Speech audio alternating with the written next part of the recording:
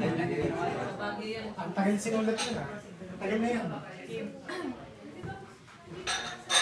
Sumasayaw ang apoy sa tabi ng kanyang karagatan, habang pinagmamasdan ng tubig.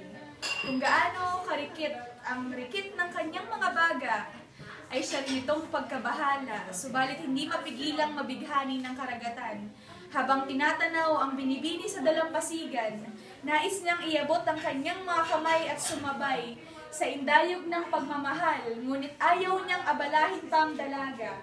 Dahil alam niyang ang paglapit dito ay hindi magiging katuparan ng pangarap, kundi kapahamakan sa hinaharap pagod na, ang karagatan sa malayuang pagtanaw, sawa na ang apoy sa pangaharana, at ni hindi man lang alam ng karagatan na para sa kanya, ang bawat pagsaliw sa musika, ang bawat hakbang at indayog na pinapakawalan ng dalaga, dahil matagal na siyang nag-iintay, nag-aabang sa paghakbang ng kanyang Ginoo, at nais niyang pagdudahan ng katapangan nito, pero kung ang tunay na pagmamahal ay ang paghihintay, habang buhay niya itong hahawakan sa tanaw at sa tingin, dahil alam niya na mas mapapatagal ang iyong pananatili at sa kaisipang ito, ang luha ay unti-unting nabuo sa mga mata ng dalaga. Ngunit pinigilan siya ng karagatan para gawin ito, pakiusap. Huwag mo akong tignan sa sandaling ikaw ay lumuha, ayokong makita kang maupos.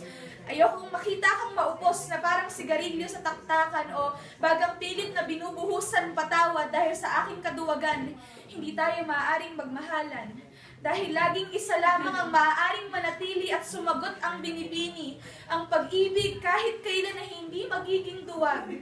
Gabi-gabi akong umaasa sa pagdating ng mga turista para muling mabuhay at masilayan ka kahit alam kong hindi ako magtatagal.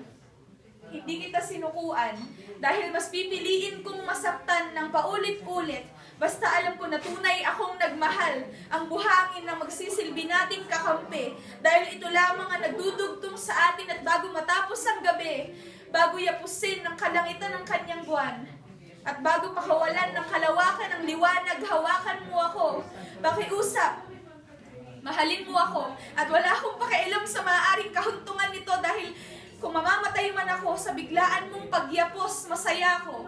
Masaya akong mauupos na parang sigarilyo. Masaya akong lalatag sa buhangin na nagsisilbing pruweba sa mga nagmahal. At sumugal, pruweba ito, ng kaugnayan ko sa iyo at ang aking mga abo ay maluwat na aagos patungo sa alon na pinili ko kaysa sa manatili sa dalampasigan ng pangako.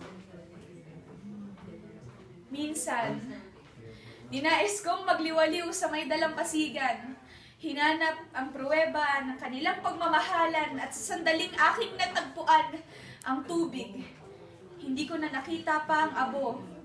Hindi na maaari pang makasayaw ang dalaga. Hindi na siya maaaring magliwanag para magbigay aliw sa kanyang mga turista. Marahil nga, ay mas pinili niyang sumugal. Thank you po.